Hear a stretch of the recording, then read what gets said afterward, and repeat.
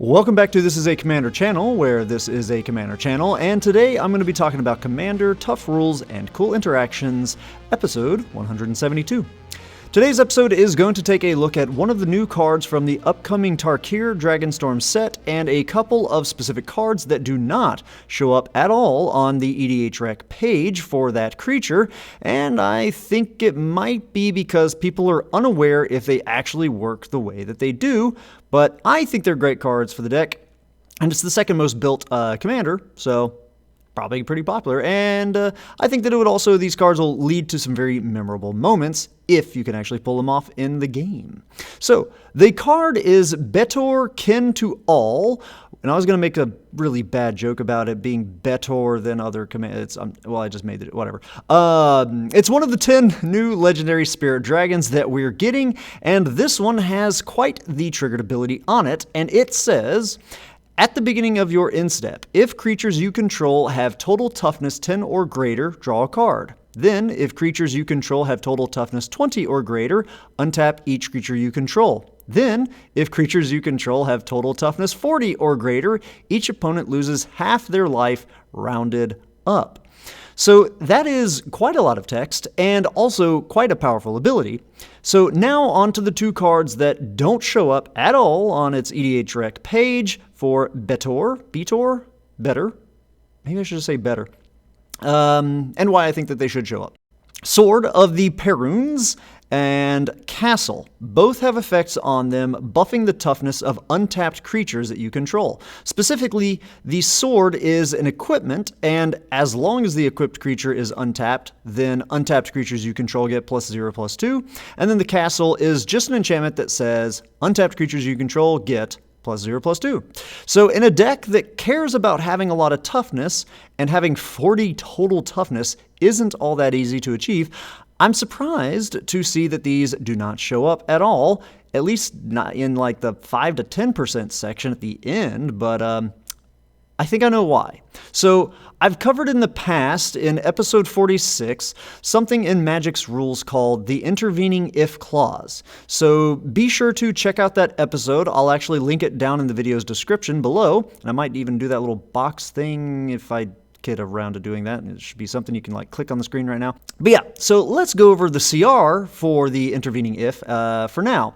It's located in section 603.4, and it says, a triggered ability may read whenever at triggered event, comma, if, condition, comma, effect.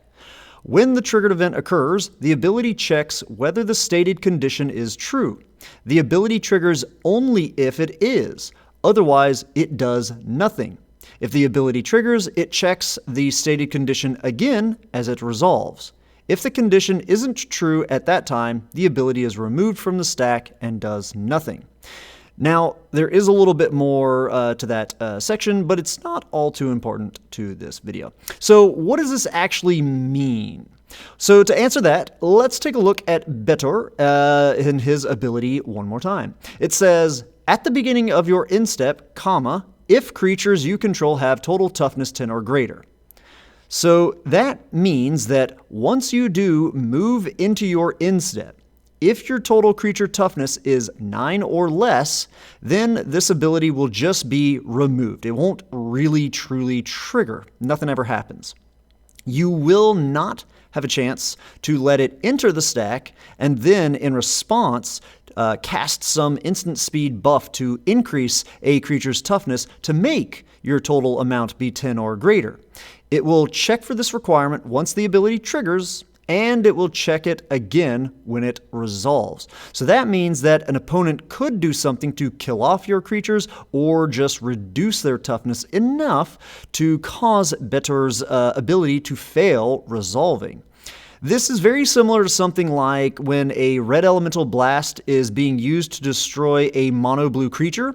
It checks to make sure that you're targeting a blue permanent in the process of it being cast onto the stack, and then it checks it again when it resolves. So if someone in response were to cast a glamour die and changes the text of the elemental blast to instead say destroy target green permanent, Well, it checked it when it was cast, but now that mono blue creature is no longer a legal target, and the spell fizzles when it tries to resolve.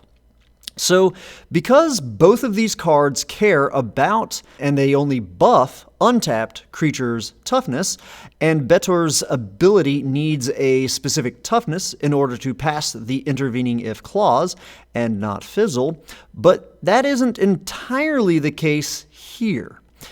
Yes, the intervening if clause on Betor's ability will check for 10 toughness when it does enter the stack. However, the check for 20 toughness and then to check for 40 toughness will not follow that same intervening if clause.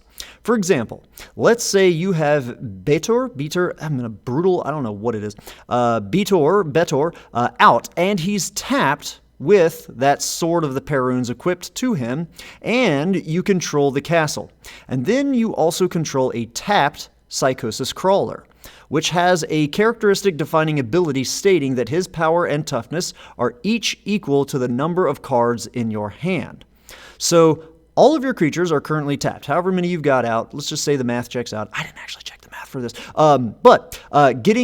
They're not getting any toughness buffs from either the Sword of Perrunes that is equipped to Betor, nor they're getting a buff from the castle. And let's say that you're at 19 total toughness when you go to your instep. The ability goes onto the stack, and because you're at 19 total toughness, you're at enough to appease that intervening if clause on the ability in order to get the card draw. However, 19 isn't 20. So that isn't enough for the untap aspect of Betor's ability. But with how the ability is worded, you will draw that card right then and there while the ability is still resolving, and it hasn't yet checked for the 20 toughness. So once you draw that card, your Psychosis Crawler will increase in toughness by 1, and so when the ability continues to resolve, it'll now see a total of 20 toughness, and now it will do that part where it untaps all of your creatures. This means that the static abilities on the sword and the castle will now buff your untapped creatures, giving them each a total of +4 toughness. And with just Betor, and the crawler out, that means because of those two creatures, you're already going to be getting at least to 28 total toughness, and each other creature that you controlled will now be an additional +4 to your total, making it a lot easier for you to get to 40. You only have to be at 10 toughness when the ability triggers, not 20 or 40. Those are only going to be checked as the ability continues resolving. Despite their use of the word if in their sentence, they are not classified as an intervening if clause with how it checks for that 10 toughness. Now, another really cool example of this would be with the card Mael's Aria and Sarah Avatar. Sarah Avatar has a CDA defined power and toughness equal to your current life total, and Mael's Aria has a triggered ability that says, at the beginning of your upkeep, put a +1/+1 counter on each creature you control if you control a creature with power 5 or greater. Then you gain 10 life if you control a creature with power 10 or greater. Then you win the game if you control a creature with power 20 or greater. This means that if you're at 9 life when you go to your upkeep, your Sarah Avatar will get a counter on it, going to 10 power. 9 of that from its CDA and 1 of that from its counter. Then you'll gain 10 life for having a 10 power Sarah Avatar, setting your life to 19, which bumps up the avatar to being a 1919 that has a +1/+1 counter on it, which totals 20 power, and so now the Aria will finish resolving and cause you to win the game. So not entirely like the original example with the whole intervening if clause. The Aria does not have an intervening if, but it still has this really cool effect of like each level of its own effect powering up to satisfy the next level of its own ability. A really cool thing. I think that it would be pretty cool to pull this off in a game with Betor, Betor, whatever his name is, you got to learn how to pronounce the creature at first if you're going to build this deck. But yeah, to have the ability, work itself up to all of its other parts. I mean, yeah, you've just angered the whole rest of the table and wanting to kill you because you just cut all of their lives in half, rounded up.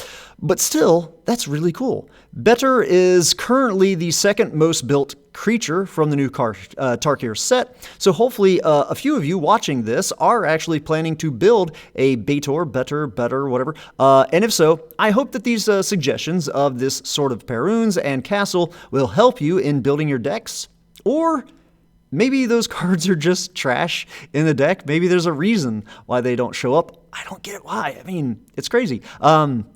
I doubt that they'd be trash, since a card like Tower Defense is actually seeing 50% attach rate in the decks, and that thing only works on one turn. It only buffs them by +0/+5 on the one turn. So who knows? Maybe I'm wrong. +0/+5 is quite a lot. So what do you think? Also, are there any other cards from the new Tarkir set that you guys have questions about? Any cards that are non-bows in their EDH rec page with some other commanders that players are misusing? Or maybe any cards that players are sleeping on, kind of like how I think people are sleeping on Castle and Sword of the Perrunes for Betor, and they're not showing up on their EDH rec pages at all. And yes, I know that EDH Rec is not the end-all be-all list, but it is a really common tool for a lot of players, especially newer players, so it is nice to check it out and see the cards that should be showing up or should not be showing up in order to help new players and other players that are using EDH Rec to better make their decks. Anyhow, that's all I've got for today's episode. As always, I hope that all of you have found this video to be entertaining at least, and I hope that a few of you have even learned something about the crazy rules in this great game of Magic. Have a good one. Ta-ta!